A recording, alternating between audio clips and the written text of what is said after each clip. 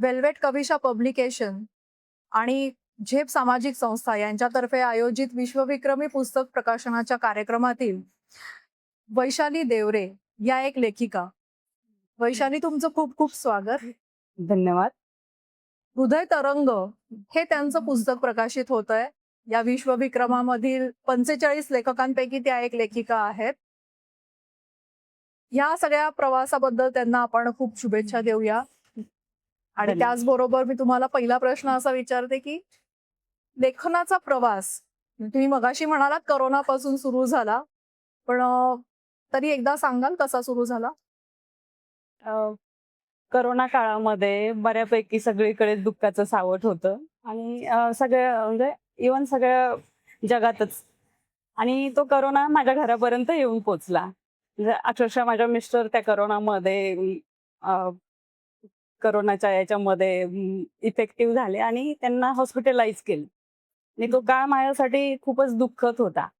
त्यावेळेस मी Maugham Presso हे app download केलेलं होतं आणि तिथल्या लेखकांच्या कथा किंवा जे शॉर्ट स्टोरीज मी वाचत होते आणि ते दुःख मी शब्दातनं व्यक्त केलं. अनपेक्षित अशी शॉर्ट स्टोरी लिहिली आणि ती मी मॉम प्रेसोवर पोस्ट केली.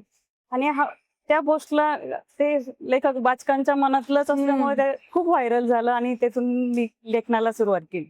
क्या बात. मस्त. आणि मला एक सांगायला आवडेल, स्वतः MA आहेत आणि त्या नाशिकवरून आज या पुण्यामध्ये या मोठ्या कार्यक्रमामध्ये विश्वविक्रमी जो आपण सोहळा करतोय त्यासाठी ते आलेले आहेत.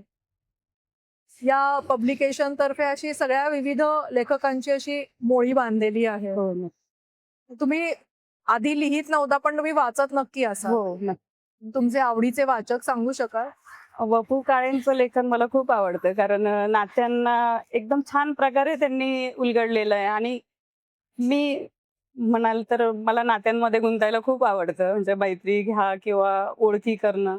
त्याच्यामुळे वपू काळे सरांचं लेखन मी पहिल्यापासून वाचते आणि अजूनही वाचते. मस्त.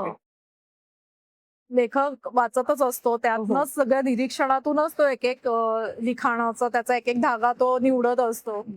तर हृदय तरंग हे जे तुमचं पुस्तक पब्लिश होणार आहे, त्या पुस्तकाबद्दल थोडं सांगाल? हृदय तरंग हा माझा कविता संग्रह आहे. आणि ह्या कविता संग्रहामध्ये मी 4-5 घटकांवरती कविता लिहिल्या आहेत. जसं काही आयुष्य, समाज, बाईपण, मैत्र आणि निसर्ग.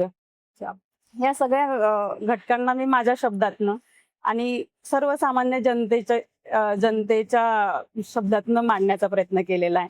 आणि प्रत्येक माझी ती कविता आहे ही हृदयाला ठाव घेणारी आहे. त्याच्यामुळे मग त्या पुस्तकाचं नाव हे हृदय तरंग ठेवलं गेलं. किती छान ना, छोटासा विचार आहे, पण ते किती त्यांनी त्याला समर्पक त्याचा हे केलेला आहे. वेल्वेट पब्लिकेशन आणि हा विश्वविक्रम याबद्दल काही सांगाल? खरं तर ही एक अनमोल संधीच होते माझ्यासाठी वेल्वेट प्रकाशनाची. आणि वेल्वेट प्रकाशनाच्या ज्या मेन ऑफ आहेत वर्षाताई, त्यांनी आमच्यासारख्या एका सर्वसामान्य गृहिणीला किंवा सर्वसामान्य लेखकाला संधी दिली. हेच खूप मोठं आहे. आणि म्हणजे ते काय म्हणतात ना, शिंपल्यातनं मोठी काढल्यासारखंच झालेलं आहे. क्या बात. खूपच छान. अजून सांगू शकाल काही? कसं वाटतंय तुम्हाला की आपलं पुस्तक प्रकाशित होणार आहे? काय आपण लिहित राहतो बरंचसं. माझंही बरंचसं साईट होतं सोशल साईट वरती किंवा इकडे तिकडे. आणि सोशल वरती जेव्हा आपण पोस्ट करतो तर ते साहित्य असं विखुरलेलं जातं किंवा ते नाही राहत. पण आज असं आहे की सगळे जे माझे मोती मी विखुरून ठेवलेले होते ते वर्षाताईने एका माळेमध्ये ते मोती सगळे बांधून आणि पुस्तक स्वरूपातून मांडलं. ते माझ्यासाठी खूप मोलाचं. किती छान सांगतायत की एक त्यांच्या वेगवेगळ्या कथा असतील, कविता असतील, चारोळ्या असतील, त्या अशा विखुरल्या होत्या आणि त्याची एक मस्त आता माळ गुंफली गेलेली आहे. खूपच मस्त व्यक्त झालात ताई तुम्ही. या सगळ्या ह्याच्यामध्ये लेखन जेव्हा आपण करतो तर तुम्हाला एका जागी बसून लिहायला आवडतं का सुचेल तसं तुम्ही लिहिता? जसं सुचेल तसं. सहसा तर मी गृहिणी म्हणजे मला बऱ्याच वेळेस असं होतं की बाईचं मन हे कोणत्या क्षणामध्ये कुठे गुंतेल सांगता नाही येत. खरंय. माझं बरंचसं लिखाण हे सामाजिक आणि बाईवरतीच असतं. म्हणून मला आठवलं त्यावेळेस मी लिहित असते. म्हणजे असं स्पेसिफिक असा टायमिंग नसतो. मला वाटलं तर रात्रीही लिहिलं जातं किंवा स्वयंपाकघरातही लिहिलं जातं. मोबाईल हातात असला की मग तेवढ्या वेळेस मी तेवढी एक ओळ किंवा एक पॅरा वगैरे लिहून ठेवते आणि मग जर त्याच्यावरती ललित लिहायचं राहिलं तर मग ते तसं विश्लेषण करत राहते. पण सुचलेला जो शब्द आहे मी तो मोबाईलमध्ये लिहून ठेवते. किती छान. मला वाटतं नवीन लेखकांसाठी ह्या टिप्स असू हो, शकतात ना, नक्कीच, नक्कीच. की असं छान एका शब्दात पटकन आवडेल तसं तो शब्द म्हणा किंवा हे हो. असं लिहून ठेवायचं आणि मग नंतर ते फुलवायचं. फुलवायचं.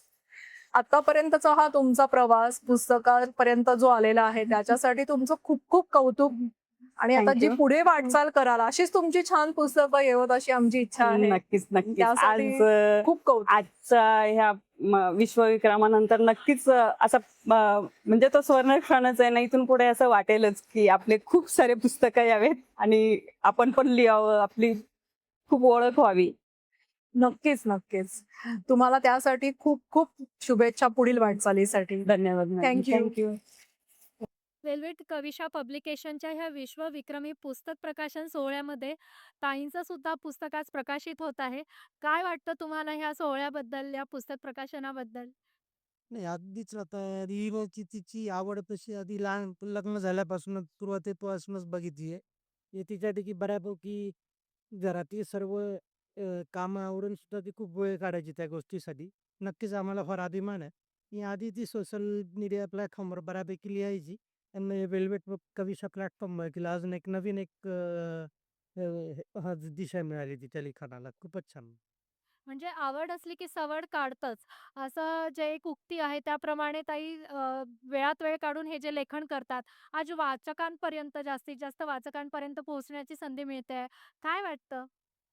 काय चांगलंच वाटतं, की माझी मम्मी सगळे घराचे कामं करून असं कामं करून तिला टाईम भेटतो त्या टाईमामध्ये ती लेखन करते आणि हे तिचं पहिलं पुस्तक प्रकाशन आहे. त्याचा मला खूप गर्व वाटतो. खूप छान. आज त्यांच्या ह्या सोहळ्यासाठी तुम्ही दोघेही जण आलात. त्यांना प्रोत्साहन आणि पाठिंबा देण्यासाठी आज इथे उपस्थित राहिलात. तुमचं खरंच खूप कौतुक आहे. तुमच्या पुढील वाटचालीसाठी खूप खूप शुभेच्छा. धन्यवाद.